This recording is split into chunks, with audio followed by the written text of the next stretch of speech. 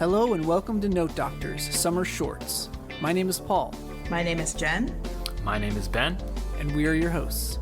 We are all university music theory instructors who are passionate about music theory and music theory instruction. In these short episodes, we will be sharing with each other and all of you musical examples and teaching tips covering a wide range of topics.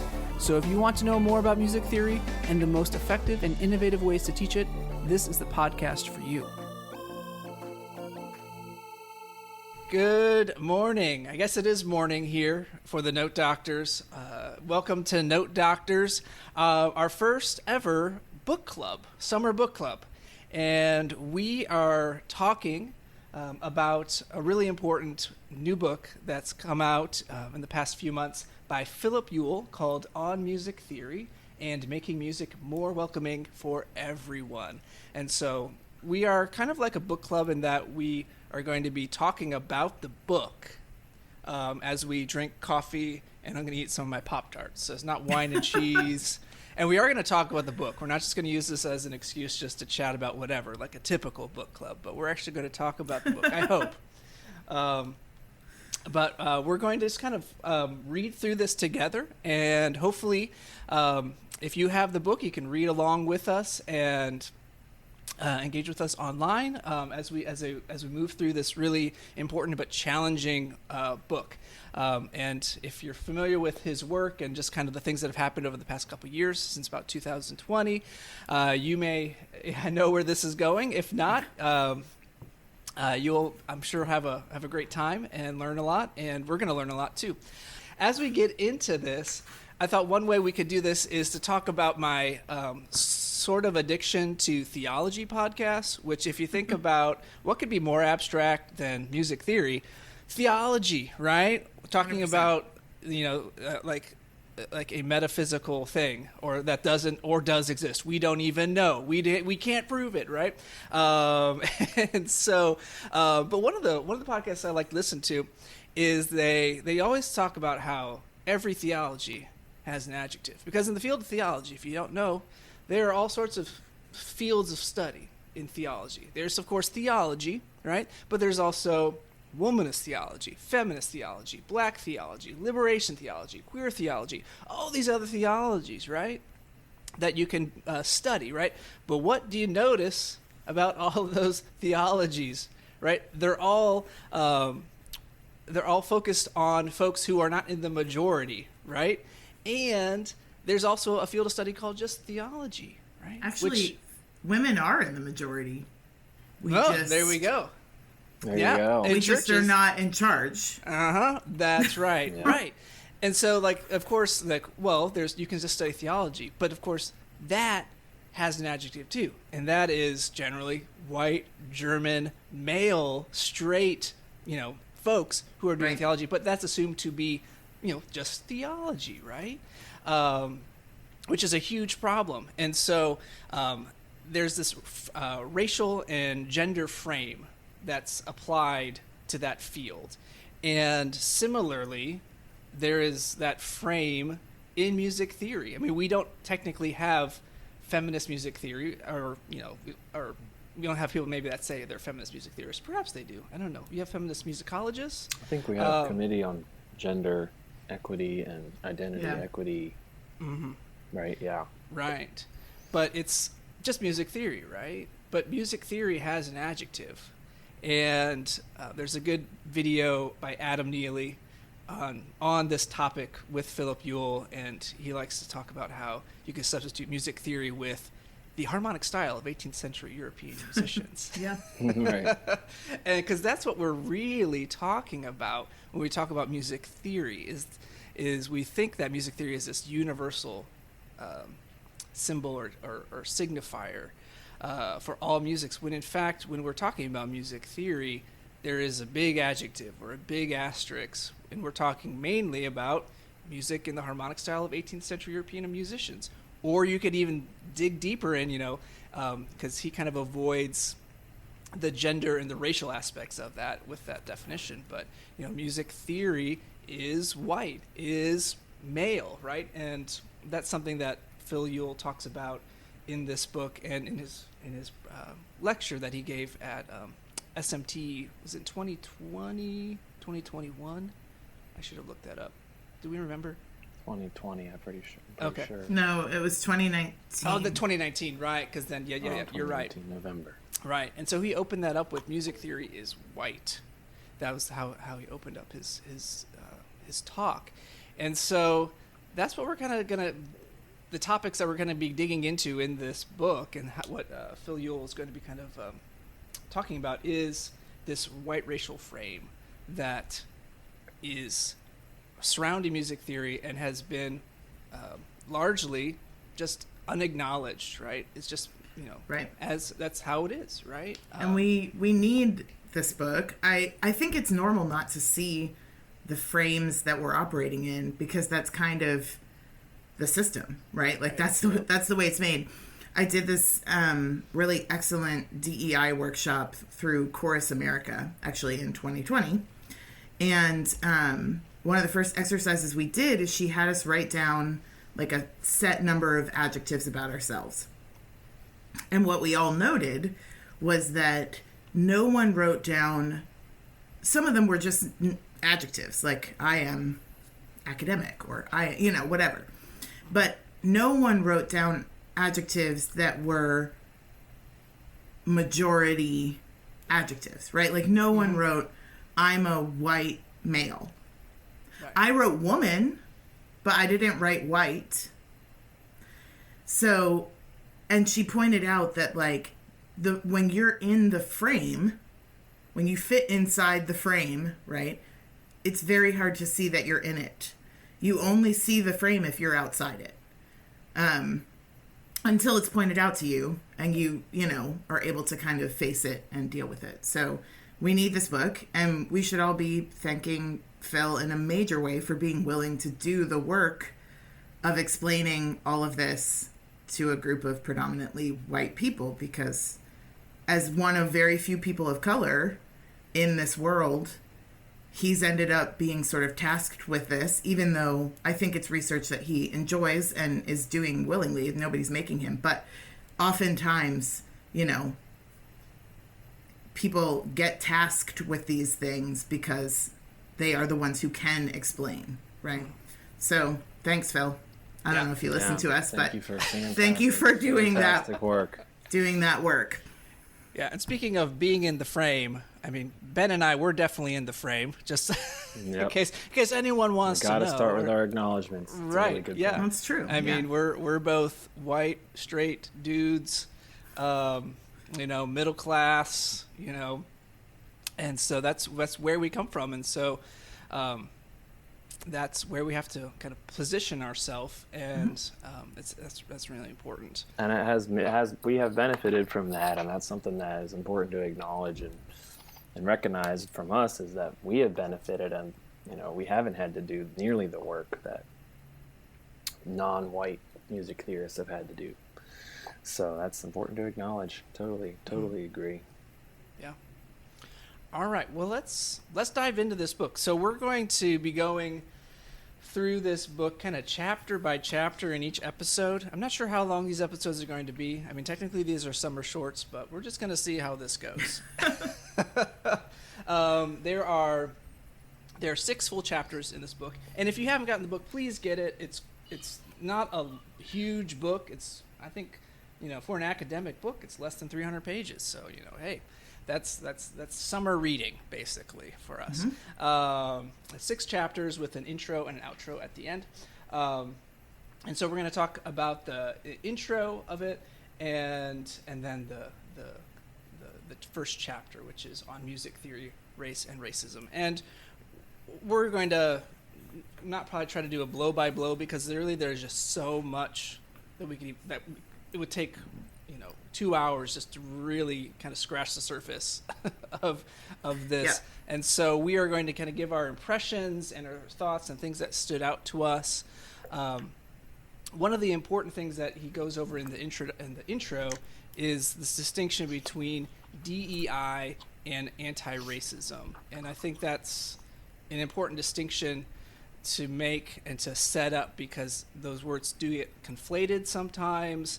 And just thinking about my own my own self and the ways that I've tried to make my classroom more diverse and accepting and open, what I've really been doing is primarily DEI, diversity, equity, inclusion activities, rather than anti-racist activities, right? Yeah. And so, so what is the definition of DEI? Either of you guys got it pulled up, or? Well, I don't have it right in front of me, but I think of it this way, and he kind of says the same thing in the article that he wrote, that was similar to his talk. But I think of it this way: DEI is trying to make the frame bigger to include more people. Anti-racism is dismantling the frame. Yes. Yeah, I have the quote here too. In short, DEI leaves white structures intact and in control, while anti-racism dismantles those structures. Yeah. So there you go. And he definitely positions On Music Theory as a focus on anti-racism and not DEI. And I think it's a really important distinction. I agree with Paul. Some of the things that I've done would definitely fall under the DEI category, but not under the anti-racism category, which really, truly means doing the hard work to dismantle the structures that keep the white racial frame in power and in control. And yeah, it's really hard work to do, but it's important to make that distinction, because you can think that you're doing something, oh, that's really helpful, but it's not. It's really just kind of reinforcing. It's just a facade. I think he says that as well. You think, you're doing something, but sometimes it can be, more threatening or more significant in terms of reinforcing, because it's just well, and this is jumping ahead, but he talks about how, like, SMT as a society has done all of these things, and this sort of like mic drop moment is when he says, I think it's time to acknowledge that all of this has failed. Yeah.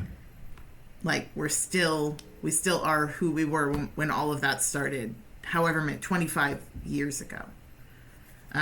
So yeah. Yeah, and I doubt there'll be a day where we can be like, we've now done it, like No. I don't think that day will arrive. It's something that we have to do every week and keep coming back to and keep acknowledging, and especially at the beginning of your courses, and trying to really be upfront about, like, what is this course consisting of? What is this course kind of reinforcing? What is our perspective? What is my perspective? As we said at the beginning, that's important to start with. So it's a really good definition. DEI and anti-racism. Yeah, and so, well, we could go into a little bit of how we define music theory, because I think that's a good place to start, and that's how he starts in the first chapter. And he has these definitions of music theory from kind of music dictionaries and music encyclopedias. And I think, me, 10, 15, 20 years ago would have read, these definitions and like, oh, that covers it. That's pretty good, right? I mean, maybe 5 years ago, I would have read this and been like, yeah, that sounds good. And so maybe I can read this one.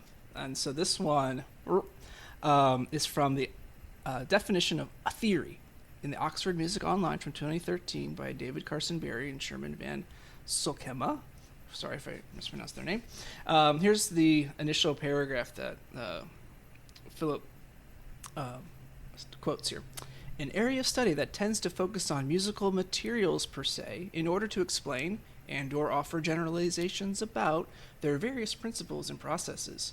It investigates how these materials function, or in a more speculative vein, how they might function, so that musical structure can be better understood. More broadly in the United States, music theory refers to an academic discipline with a dual focus on research and pedagogy. Regarding the latter, especially at the undergraduate level and earlier, theory is often coterminous. Oof. I had to look up that word. I was like, what is that word? Coterminous, coterminous with a program for teaching a variety of skills, from the rudiments of melody and rhythm to harmony, counterpoint, and form, along with their attendant ear training or oral perception, because who needs that, right? Related to, but standing apart from these fundamentals of praxis are the various research areas of modern theory. It should be noted that music analysis plays a major role in this agenda, although conceptually separate from theory, in that analysis often focuses on the particulars of a given composition, whereas theory considers the broader systems that underlie many such works. In practice, the two have a reciprocal relationship. Seemingly innocuous definition of music theory, you think? But it points to whiteness and Europeanness, right? How so? Well, first of all, it says more specifically in the United States, so we're only focusing on this sort of one place where music theory exists. And I know that in modern music theory, there are reasons for that, but still we're pointing to that one space, but it's much bigger than that because it's about materials and structure and form, all things function, right? Mm-hmm. All things that relate directly to the long time study of music by white men from Germany, essentially. Right. Mm-hmm. Right. And when you're talking about materials, I mean, that's pointing to a score or an object, right, that you can study. So that privilege is music that's notated, right off the bat. And so, yep. This is definitely how I was, like, quote unquote raised in music theory, right? Yeah. Is like musicology looks at the context. Music theory just looks at the music. Yeah. Mm-hmm. Right. It's this imagined perspective that we can come to anything with this 100% objective perspective, right? We just come to the score, man. We're just looking at the notes, right? And then what we observe just is just straight. There's nothing contaminating it or skewing it or biasing it. And I mean I think that's happening all. That's part of the postmodern experience, is that we are learning that we are all contingent and we're all dependent and we subjective humans, and we cannot actually have these like objective perspectives. And yet in music theory, we're trying to hold on to this like modernist notion that we can go to the text and just look at it and pull something out of it without any of our own context and perspective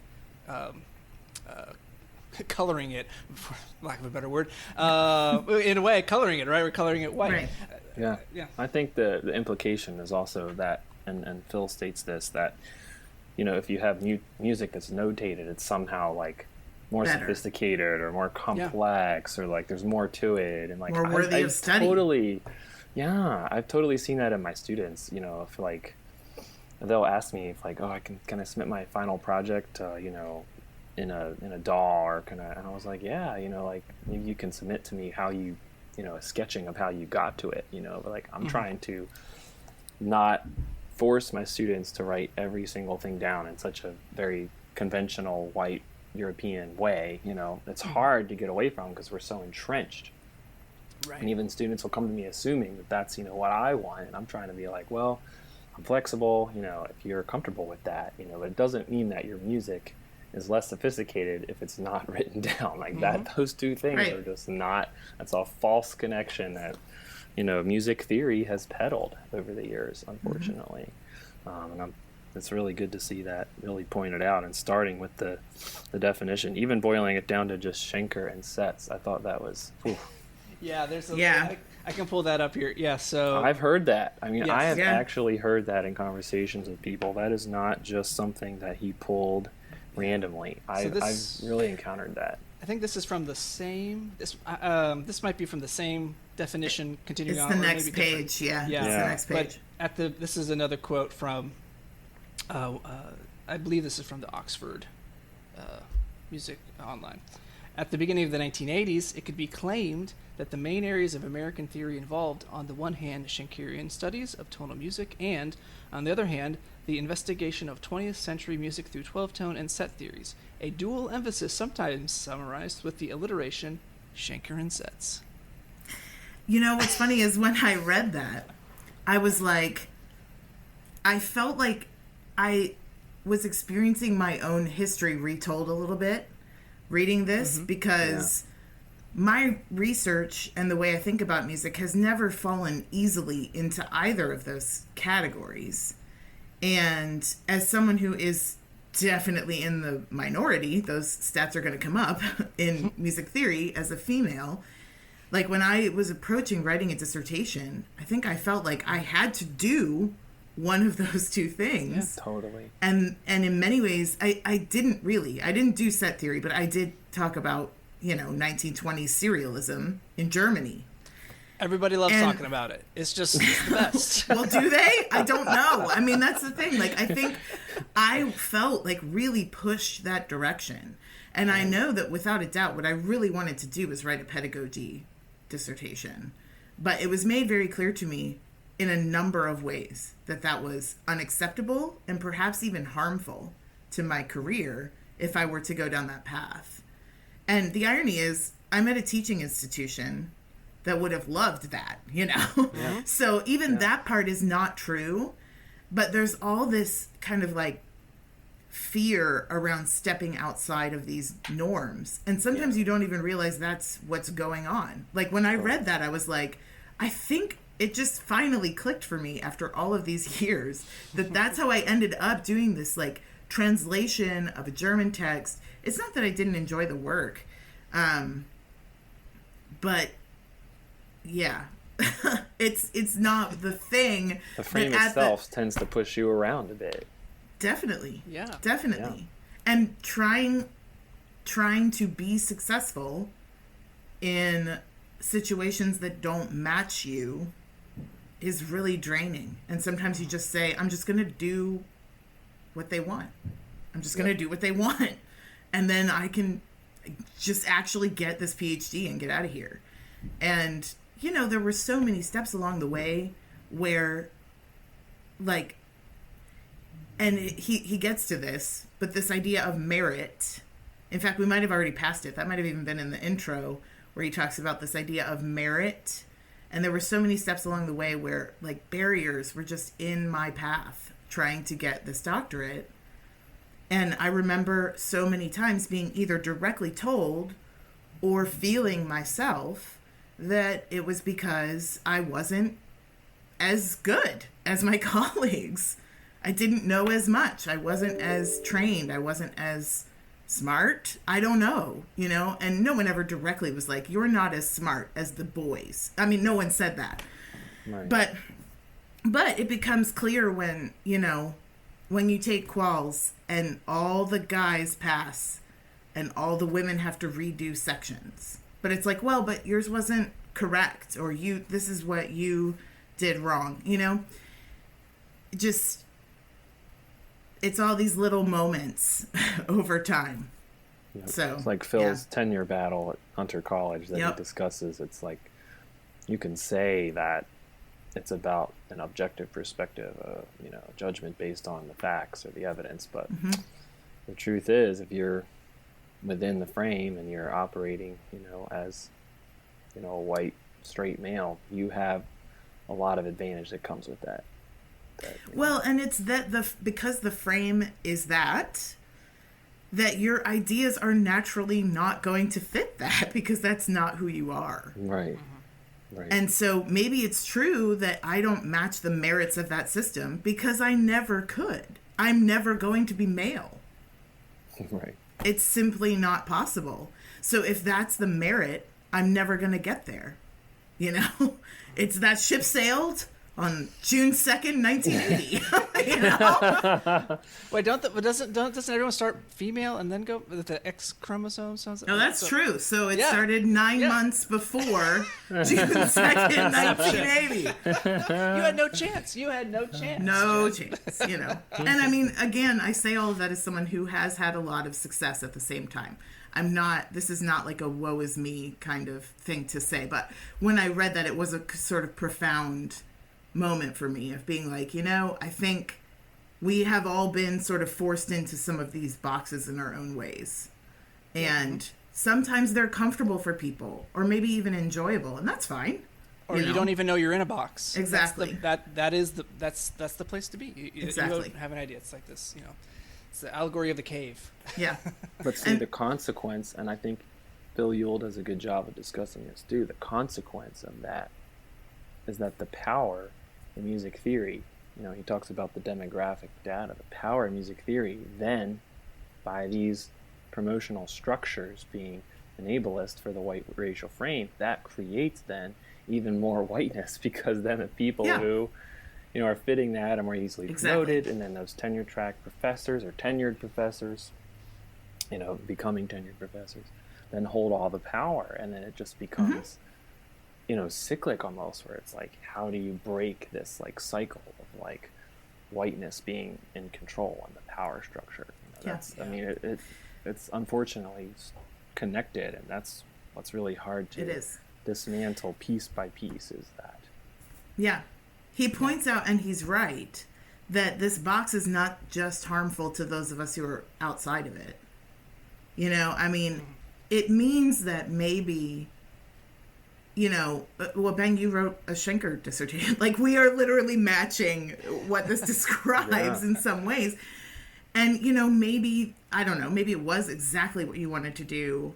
No. But, yeah, it harms everyone. Yeah. Right? No, it does. It harms I definitely everyone. felt like I needed to fit my dissertation into the kind of pre-existing model, or like it said, the definition of theory that, I thought was, I guess, the definition of music theory. I definitely did that. I mean, I kind of since given up on my Beethoven and Schenker. I mean, I pretty much abandoned it completely, which maybe some people would say is unfortunate, but I just see that as me actually just more coming into my own and actually accepting what music theory really truly means, Yeah. And I there were people at the time who were like, why have you not presented on your dissertation? And I remember finally at one point being like, I have tried. I've sent in proposal after proposal, but it's not about Brahms. And it is about 12-tone music, but it's not about Schoenberg. And so everybody's like, well, this is interesting, but I don't know where I put it.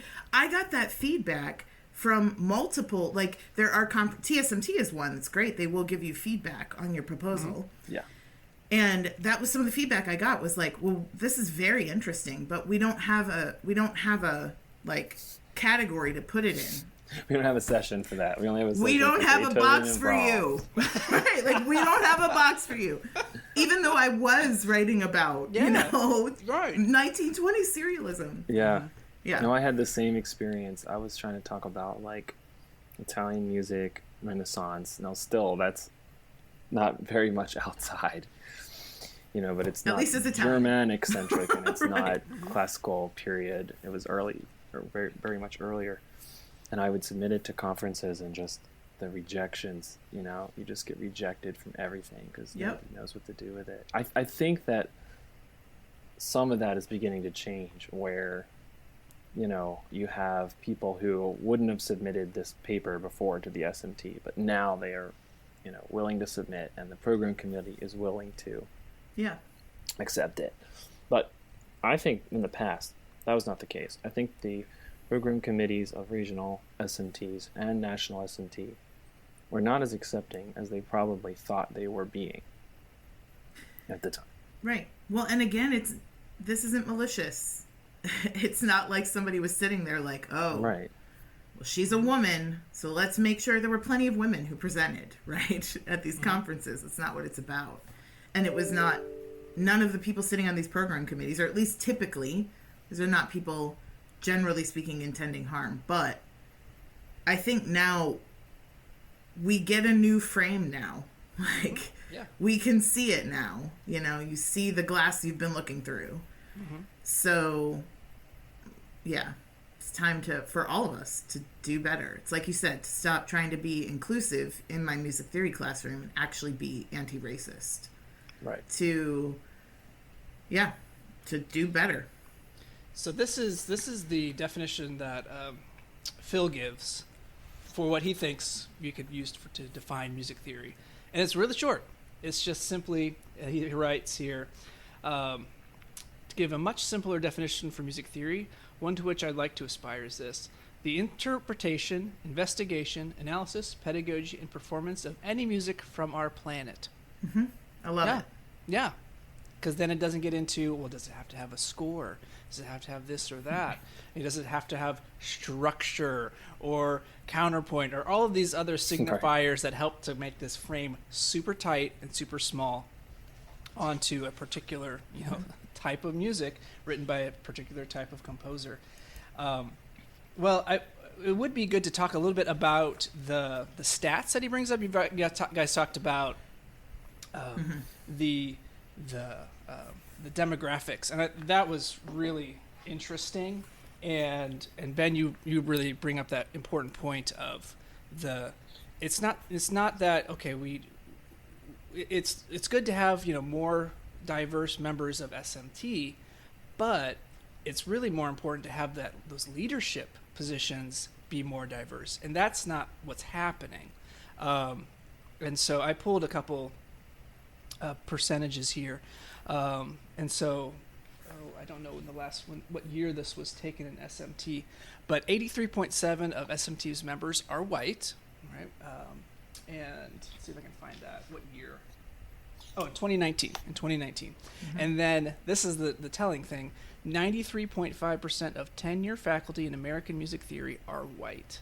And that's a huge problem, right? I mean, just like I didn't prep you guys on this. How many music professors in your entire college career, undergrad through doctorate, were people of color that you actually took a class from?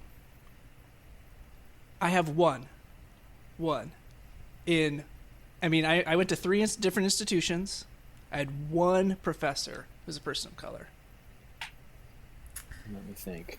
I don't want to overlook someone, so that's what I'm really thinking. Yeah. But if the stipulation is I have to have taken a class from them, you had to take a class with them, right? It's not just they were in the school. I think it might be 0. It might be 0. Wait, did you say person of color? I've got yes, or person of color. Black. So it could be any non-white any non-white. Well, and that's the thing. Like I've got one. We might all have the same one. I don't know because we all went to school together. Yeah. Because as you're thinking about that, Ben, because what made me think about this was actually my daughter's first grade teacher. All right, so when she was in first grade, she had a black teacher. All right, and we live in Denton, which it's Texas, but it's pretty diverse. Like we've got a lot of Hispanic families, we have black families, we have it's not just all white, and lots of Asian American. And I thought that was great because I grew up in a very rural part of Ohio. We had Amish, so that was our diversity. But we had that was it, right? But basically, everyone's white and sort of German, right? Because that's what Pennsylvania Dutch. But I started thinking about this after having my daughter have a black teacher. I was like, when did I ever have a person of color in a place of authority in my life?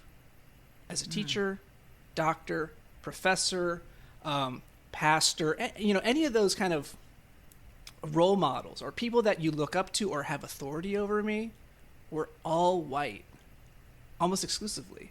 And what does that do to you when you grow up in a system like that? Yeah. And you never see a black person as a leader, right? Or as an authority, or someone that has ability to lead, right? I remember when Jesse Jackson was running for president when I was a kid, and my parents were like, "That's the craziest thing ever." That tells me how old I am.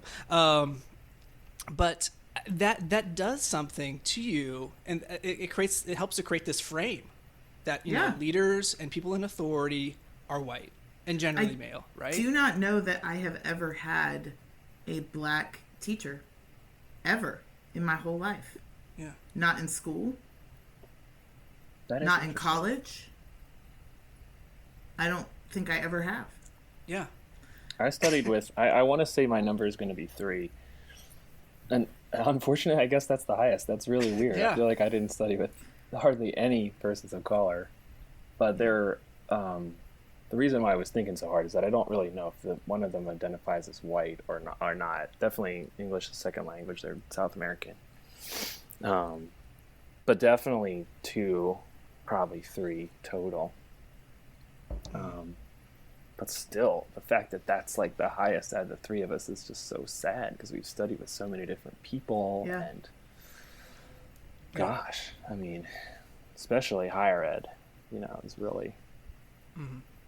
But that also like reinforces, when we look at, a leadership board of a committee or a conference or some institution, we don't see that they're all white. They're just that's leaders are white, because every leader in my life until Barack Obama was white, right?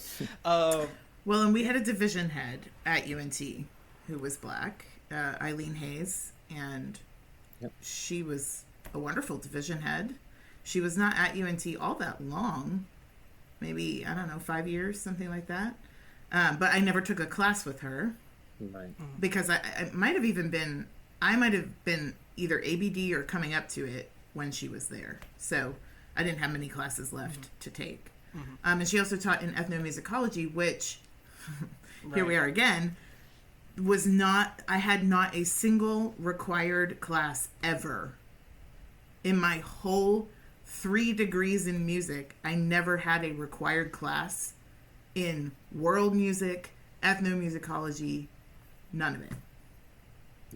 Yeah, luckily that's changed now, but Yeah. you're totally right that back in the day it was not part of the curricular design. And I mean, let's start with, we're already like othering it. Like, this is where we study the music of not us, right? But like, but I still never had to do it. I was even never... ethnomusicology, I think, as a term, is not the appropriate term. I think is, some people like to go by music anthropology or just musicology. That's better, depending on the nuance of their studies. But you're totally right. Even just saying ethnomusicology as a field, I think some of the talks that I've gone to, I've just tried to do my best to attend as many talks on Zoom as I can. It's not feasible to attend everything. No. But, Phil's given a lot of talks on Zoom that are really accessible. And some people that are in, we'll say, musicology or music anthropology have also given talks. And I've tried to attend as many of them as I can on Zoom. I can't make it to everything, but this has come up multiple times. It's just the term ethnomusicology and, the fact that the SMT has its own meeting. And I know some of my colleagues really wanted to submit, let's say, analytical papers of musics that are outside the white racial frame, and even submit them to SMT because they were like, I won't even get considered. I'll get rejected. And it's just like, how sad is that? It's just like a brilliant analysis of something that would really enrich the SMT, and it's not even like getting submitted. It's like, oh my gosh. That's when you have a huge problem, is that you're even like excluding people. They're not even like willing to put it forth. Right. My goodness. It's not a secret, folks. Right. Like, oh my people goodness. know. So yeah, you're totally right, Jen. Well, speaking of, musics and the musics that we cover, he also has a great section on the musical examples in common music theory textbooks. And he gives examples from, lists the examples from 7 of the most, common textbooks. We use one of them at our school. We do too. I mean, he says this is 96% of the market share. Mm-hmm. Yeah, almost everyone is using one of these 7 books. Yeah. Luckily, we got rid of ours. Whew. Good for you. I did get calls from the publisher, emails. Yeah. Why? Well, I'm sure because your classes are like 200 people. Should I confess that I used the term racist, or should I not? Well, I guess it's already out there now. But so he brings a lot of kind of important and kind of mind-boggling stats, which I think are, if you even spend 5 seconds thinking about it, are not that mind-blowing.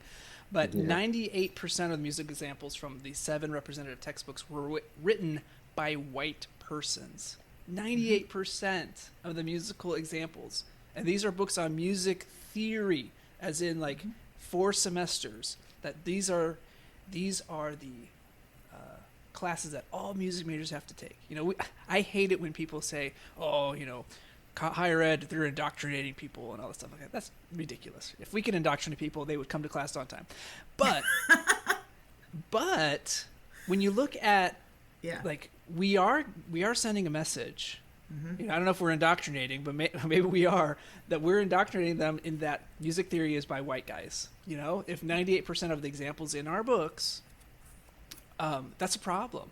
And he even goes into more detail by looking at the examples by Bach, Beethoven, and Mozart in those 7 common music theory textbooks. One of those textbooks, the Aldwell, Schachter, and Cadwallader, 50% of their examples are by just those 3 guys. And the one that has the lowest, which is the Clendenning Marvin, which is the book that we use, 30%. 30% of the... And here's the thing, we use it for this reason. Right. Like, I looked into trying to find a textbook that had the most possible examples by women and people of color, and this is the book. And I mean, to say that they are doing something radical when it's still... So I'm looking at this chart, okay? Examples by non-white people. If I round up to be generous, it's 3% in our text. And by women, if I round up, again, to be generous, it is 3%. Yeah. And some of those might overlap. I don't know. I don't know all the examples off the top of my head.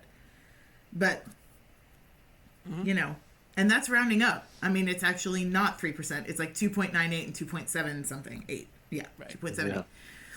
So, you know, yeah.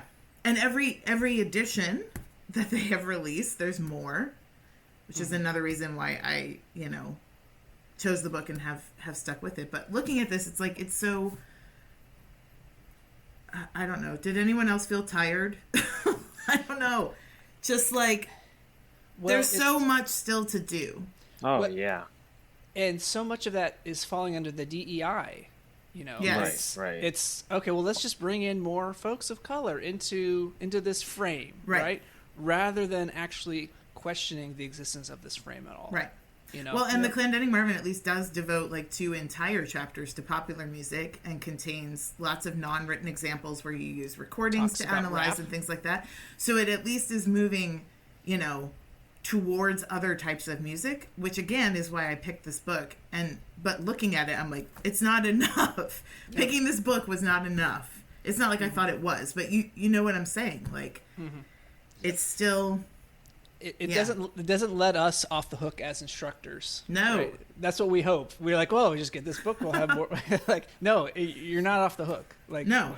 This is not going to make you, you know, an anti-racist instructor. This is not going to make your classroom, you know, equitable for all. No, that's still your job.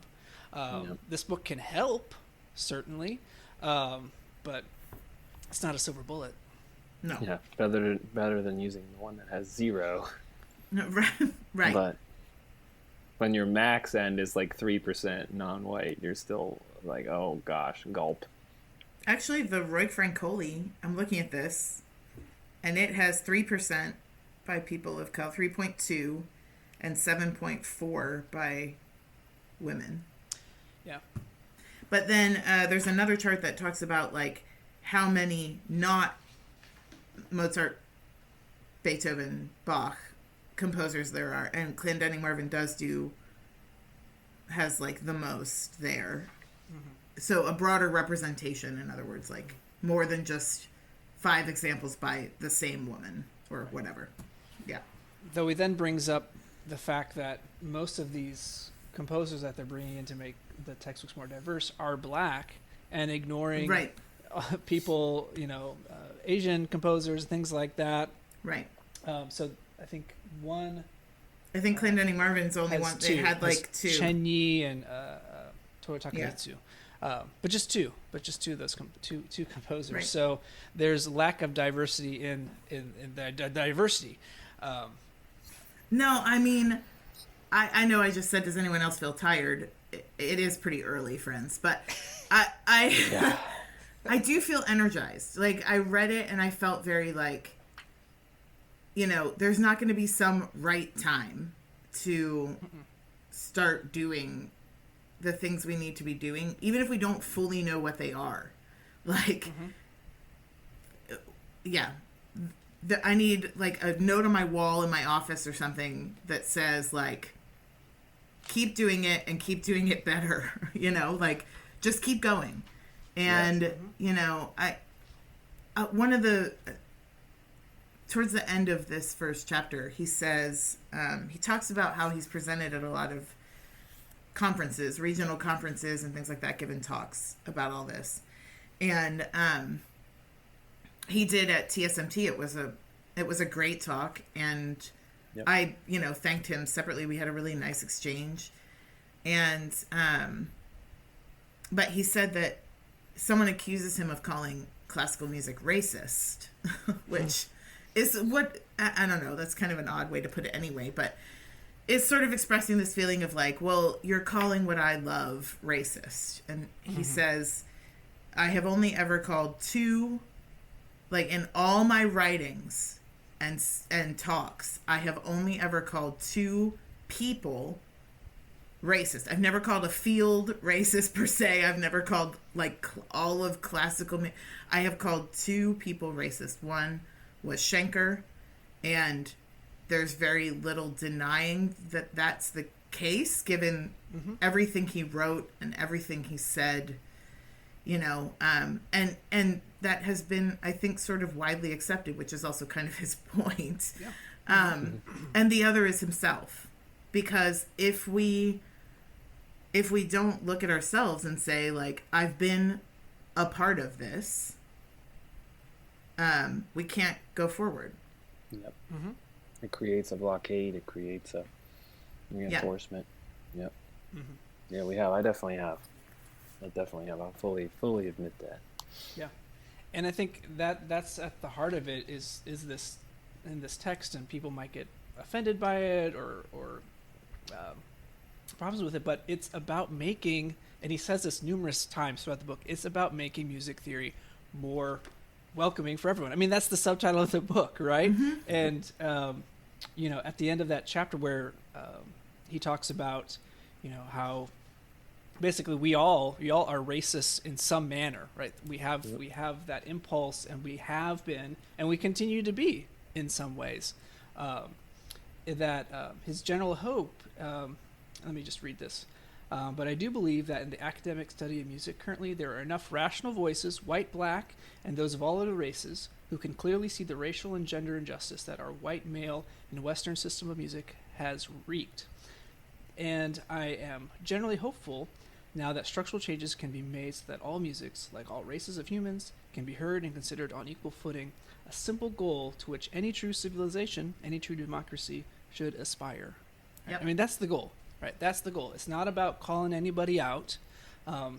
It's about just and even if it is, like, that's some of it. Right, like, that's true. Right. He is kind of calling us all out. Right? Yeah. But that's true. part of it. Right. That's part of it. And if you've ever been through a DEI seminar, that's one of the first things they say is that, like, everyone in the space has to be willing to be called out, because all of us have an ingrained.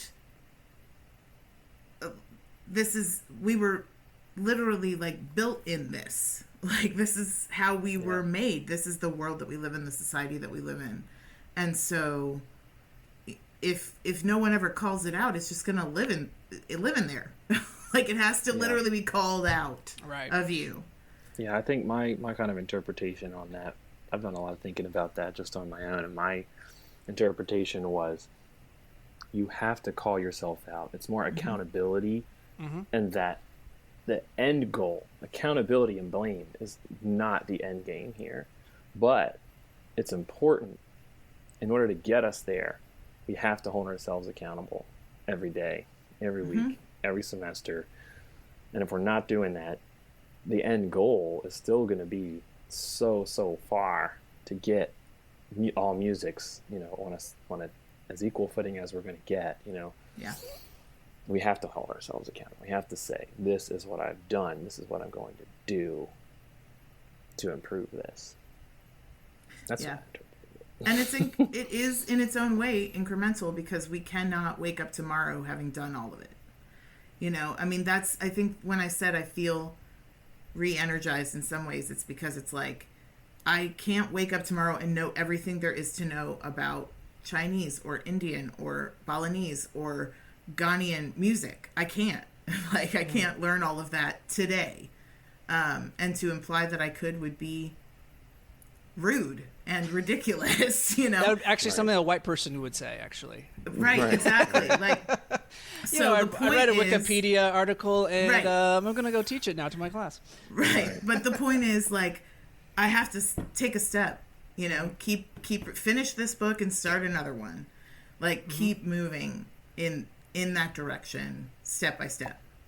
And there are people all over the country, all over the world, thinking these thoughts, reading Right. this book, and making changes in their own little sphere of influence. Mm-hmm. And that's something to be excited about, because I think a Definitely. lot of people are waking up to this. And it's the kind of work you can't do alone anyway. We have to all do this work together. Be like, hey, here's something I found. Here's something I learned. Here's something that helped me, Mm-hmm. So. Well, that's a good word to end on. All right. Well, thank you for listening, everybody. And we hope you continue on reading on music theory and making music more welcoming for everyone by Philip Ewell. And we will talk to you later. You just made it to the end of another episode of Note Doctors, the music theory and pedagogy podcast. Don't forget to like, subscribe, and review the podcast, and you can always reach us at notedoctorspodcast@gmail.com with comments, questions, or show ideas. Thanks for listening.